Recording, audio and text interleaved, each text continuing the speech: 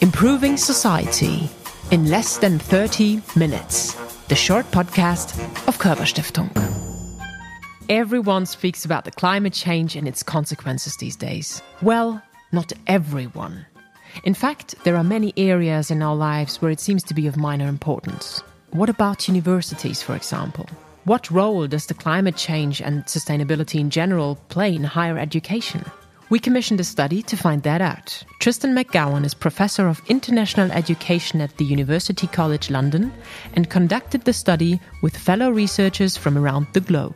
Welcome to Improving Society with Tristan McCowan. Moin. It's great to be here with you.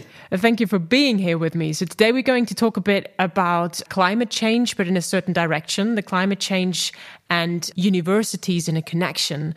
In general, the climate change has gained an increased amount of public attention. So I really wonder, because in the public discourse, we're not really talking about universities, what would be the role of universities in this issue? It's a really important question. Universities have had a central role in climate change debates over recent decades in terms of the initial research that showed the increasing temperatures and some of the causes.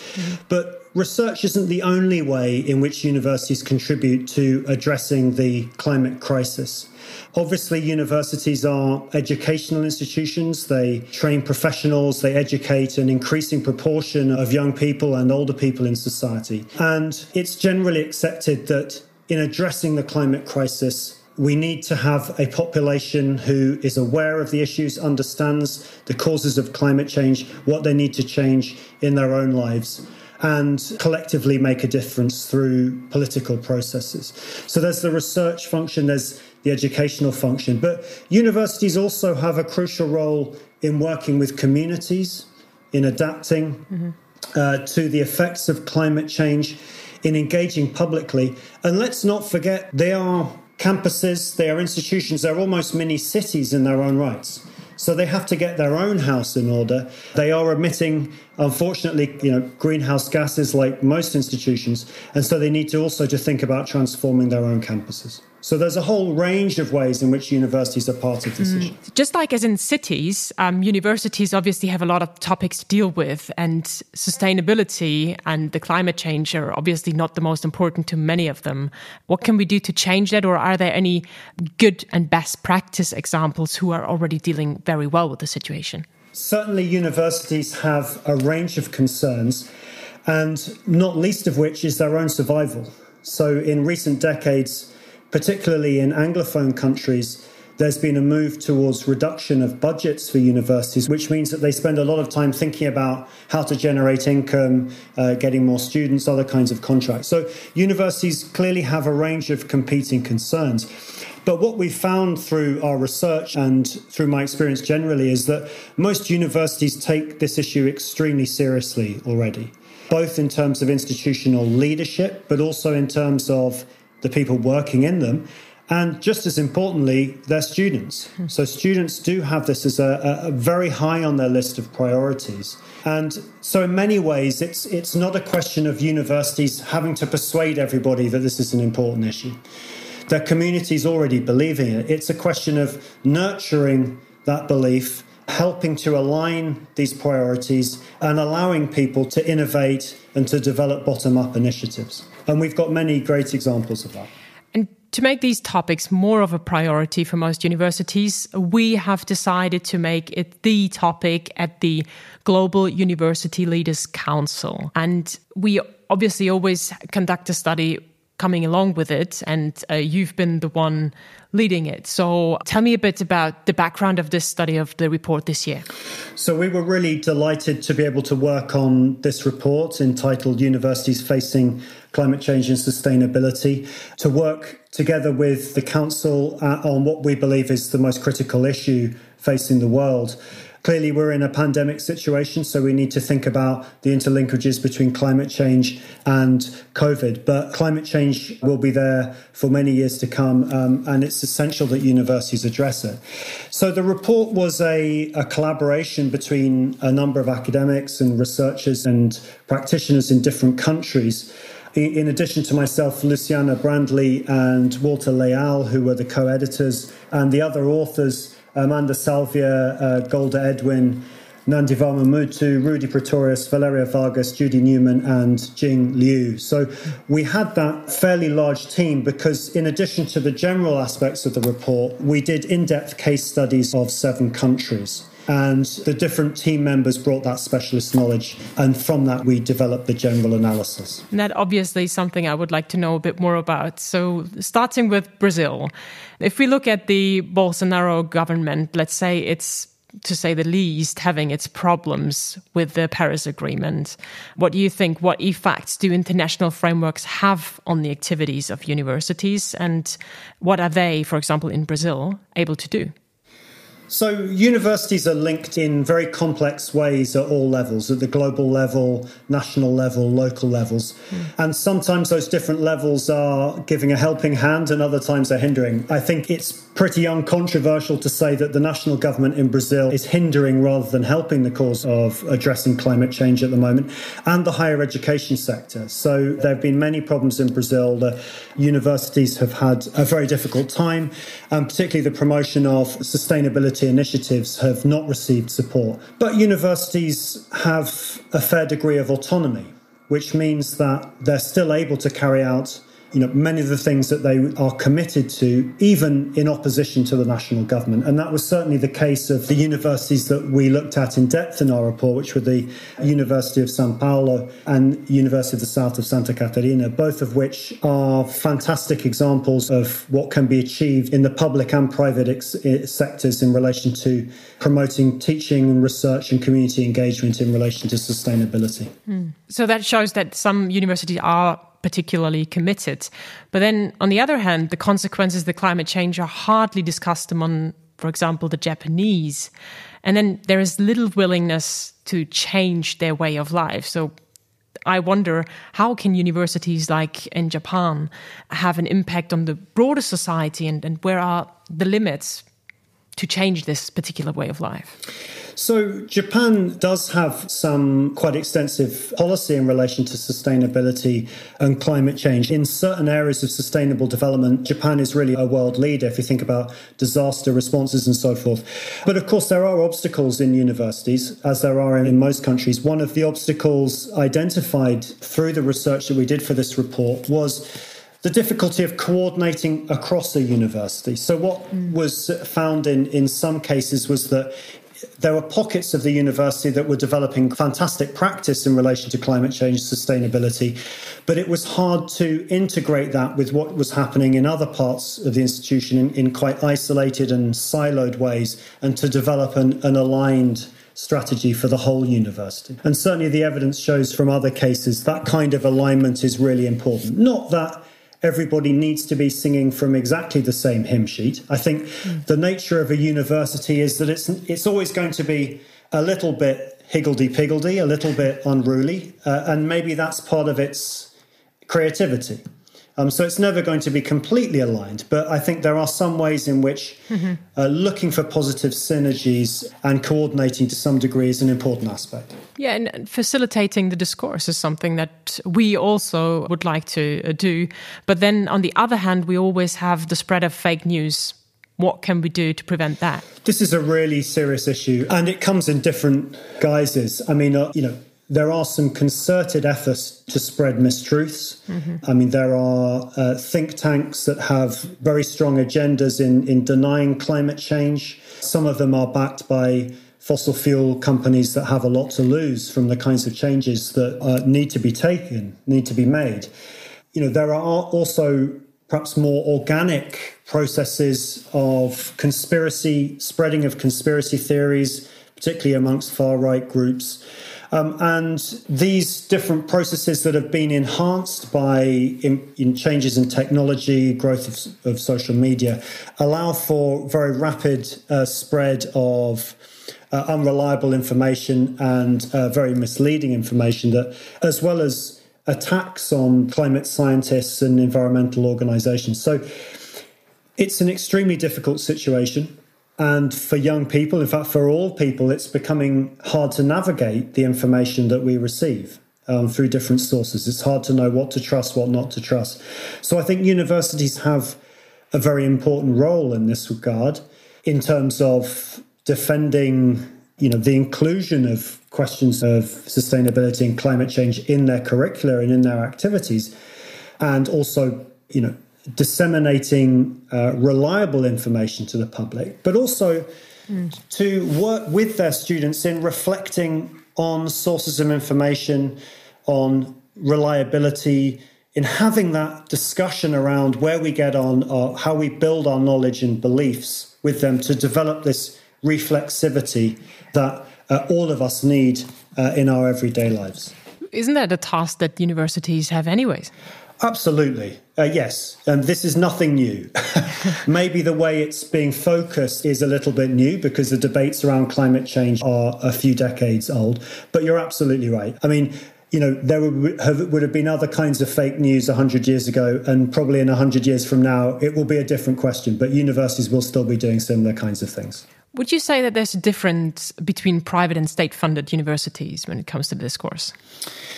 It's a really interesting question, that. What we found in our own studies, as part of this report, we actually included case studies of 14 universities. So it's just a small number if you think of the huge number of institutions around the world. But we found from the cases that we looked at, there were excellent examples in both private and public sectors. But that doesn't mean that all institutions have the same conditions for working. I think it's still really important to have public funding for universities in order to ensure research that's in the public interest, community engagement, and so forth, and in addition to accessibility for students. But private universities, if they have the right conditions, are in an excellent position. It's usually private universities that are well established, that either have an endowment or are comfortable financially. Those private institutions can dedicate their own resources and in many cases have been very successful in research terms, but also in creating an environment in which students can learn very effectively in relation to sustainability. Private universities in some systems have an advantage in that they can be more nimble, they can change more quickly, they can be more adaptable. Depending on the national system, public universities can encounter more obstacles of a bureaucratic nature, regulation nature, that can make it a little bit harder for them to adjust year on year. So there are some advantages that private universities have. But unfortunately, the majority of private universities in the world, and we are seeing a huge expansion of the private sector globally, particularly in certain countries. So Brazil, which you mentioned before, is a case in point, a very rapidly expanding for-profit sector of higher education. So that's not only being private, but actually having an explicitly commercial orientation. Those universities essentially are not able to contribute to the sustainability agenda. They are effectively meeting their own costs on a relatively low budget, trying to generate a profit for their owners, and they simply don't have the resources or the mission to adequately address the challenges of climate change and sustainability. Now, you are located in the UK, more precisely at the University College London. I mean, your work is more focused on Latin America, but what would you say in the UK? How does it feel for you? How's the topic and the issues addressed? I think that universities have made great strides in recent years. It's not easy to change universities that have had, in some cases, centuries of existence, some cases rather newer. And it's also a great challenge in what is effectively a marketized system. So universities in the UK have a slightly unusual existence. It's hard to say that they're either private or public. They're in a kind of a liminal space, something of a hybrid. But they are inserted in a fairly marketized system, which means that they're constantly worrying about their student recruitment, their income generation and so forth, which can make life difficult. But the good news is that some universities have managed to turn that commercial orientation and actually use it as a lever for developing sustainability activity. So some universities have actually found that it's good for marketing to do well on the sustainability agenda, because actually young people believe in these things. Right. And a lot of people would like to go to a university that is environmentally friendly and that is active in this area. I'm not suggesting that it's only self-interest. Of course, the people who run universities and the people who work in them, many of them believe strongly in these issues as well and would like to see their institutions doing well in this regard. And I think there is a way to go still. But I think it's been quite heartening what we've seen. My own institution, UCL, has a director of sustainability, a range of initiatives related to the Sustainable Development Goals, and is really trying to transform its work in relation to carbon neutrality. Many universities are looking at their investments, if they're lucky enough to have an endowment that they do invest. And it's true of the United States as well. There have been a number of movements to remove investments from fossil fuel companies. So there are a range of ways in which universities are slowly aligning themselves with these sustainability agendas. Most certainly. I mean, a lot of things are going well, but especially, you've mentioned it, young people, so activists like the Fridays for Future movement, they are going to the streets, they do something. You've just mentioned a position within the university that has been formed, but it's not really featured in the curricula of most universities. What can we do about that? Well, there are different positions on this. Some people argue that we need a universal compulsory module for everybody to do. Not everyone agrees with that. Right. Some people feel that if you made it compulsory, some people would resent it. They might not take it seriously. So there are different views on this. I think, a balanced approach would be to say that there should be the possibility for all students at university to both take some dedicated, a module or some kind of provision in the curriculum that relates to sustainability and climate change, but that additionally it should be incorporated into every course. So I think this is really the important thing, in that, questions of climate and sustainability, they have some natural places where they would be discussed, whether that's in environmental science or chemistry or geography. But really they need to be dealt with across the whole of the curriculum. Whatever course people are doing, there are clear dimensions that are relevant. Because let's face it, climate change has human causes, and those causes are deeply rooted in our societies and our way of life. So of course it is a question of economics courses, social sciences courses, literature courses, history. It's relevant to all of those things, and trying to understand what is it about our societies, what is it about our psychology that has caused this, and what do we need to do, and how do we overcome those obstacles? As a graduated psychologist, I actually had environmental psychology on my agenda. But interesting. I wonder, because I'm sitting in Germany. Is there anything particularly about Germany that comes to your mind? Well, I think Germany has lots of conditions that I think would be very favourable towards this kind of work. Obviously, a very well-developed university sector that does have public funding.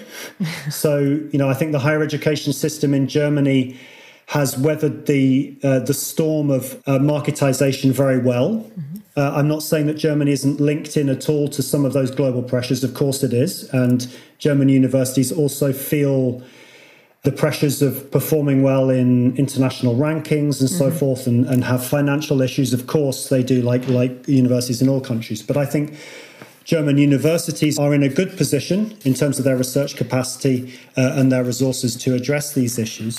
And I'm not by any means a specialist in German society, but there are also strong currents that would support a green agenda, that will also support this kind of transformation that's needed in universities. Coming back to your recent GUC report, were there any findings that particularly surprised you? Well, I think we were refreshingly pleased with the range of initiatives. I wouldn't say that was a total surprise, because we hoped that universities in the diverse countries that we were looking at would be active in this area. But I think we were very, very pleased to see the range of initiatives, of the different kinds of initiatives.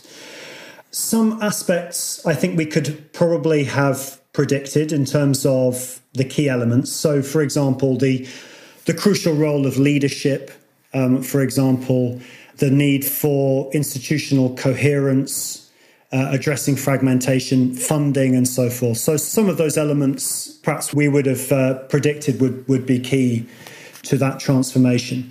Some of the interesting ones that I think were more surprising were the complex ways in which commercial agendas have interlinked. So I mentioned this earlier in our discussion. So how the way that some universities, despite feeling the grip and the pressure of having to generate income, have actually turned that into a way that wasn't a trade-off with sustainability. They were actually using some of these commercial motivations to actually enhance their sustainability work. So while it's still the case that public funding is the most reliable way of achieving this mission, there are creative ways in which universities can use different sources of funding.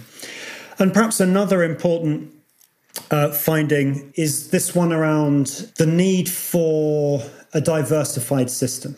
So it looks like the best way of addressing sustainability initiatives is to have a higher education system that has different kinds of institution that can run with different forms of agenda and mission. Large research-intensive universities, teaching-focused universities, all have a role to play. They will be working with these issues in different ways. Locally based institutions that are working closely with their own communities in terms of their student bodies and in other ways. And also sustainability-focused institutions, of which there was one that we looked at in Germany, Eberswalde. This is a really crucial aspect. And from our analysis there, we feel strongly that all countries need to develop one or a small number of sustainability-focused institutions because they have a particular role to play within that coordinated system of higher education. So you already started to deduce some of the main impulses you got or main inspirations you got from the findings, which would be my next question. Is there anything that you would recommend to policymakers or to the universities? Well, we came up with a list of 12 recommendations. Perhaps I won't go through all of them now, and I think we've covered some of them. Just the most important. But, some of the ones that I think are really crucial here. Thinking about climate change and sustainability in an interdisciplinary sense. So across all aspects, all parts of the curriculum, but also working beyond our regular disciplines. So this is a question that can be quite challenging for universities because the logic of the system is often very much one about being trained within a particular area, achieving one's promotion through expertise in an area. And it's not that there's no room for disciplinary research. Of course there is. And many of the breakthroughs in climate research have been of a disciplinary nature. But to address climate change, we also need to go beyond disciplines, work in a transdisciplinary way, both in terms of students and in terms of academic research. Another element that is important is engaging with green rankings. So while there are many critiques of international rankings, they're not going anywhere soon. Universities, are addicted to them. The general society looks at them.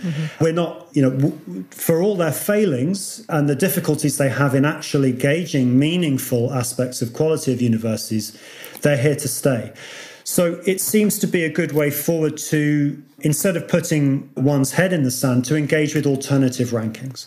And we have a few examples. The Times Higher Education has its impact ranking that focuses on the Sustainable Development Goals, the SDGs. There's also the Green Metric ranking, and there are the People and Planet League in the UK. So there are a variety of alternative rankings which are emerging, which are an important way of universities benchmarking their activities, but also trying to promote, internally to prioritize some of the important work that needs to take place in terms of transforming their campus and transforming their curriculum. Tristan McCowan's latest book is Higher Education for and Beyond Sustainable Development Goals. He's currently leading a multi-country Global Challenges Research Fund project on universities and climate change. And today, he shared his insights from our report that will be discussed at the Digital Global University Leaders Council 2021. You yourself don't quite fall into the category of university leaders, but as you will be taking part at the GUC, What are you looking forward the most in terms of the event? Yes, I think we are going to be launching our report, and I'll be presenting parts of it and engaging. And this is the most important thing, engaging with discussion, because what we need to do is we need to hear back from the leaders of universities. In some ways, it's quite easy to be in my position. I'm a professor, I'm a researcher. I don't need to manage an institution. What we need to hear is from people who have that responsibility, what do they see in this? What aspects of it are viable? What critiques and challenges might they have? And for us to debate that in full. So I think that's what I'm looking forward to most. For more information about the GUC and to download the full report, visit guc-hamburg.de. Obviously, you'll find the link in the show notes as well. Thank you very much for being on the show. Tristan McCowan. Thank you very much.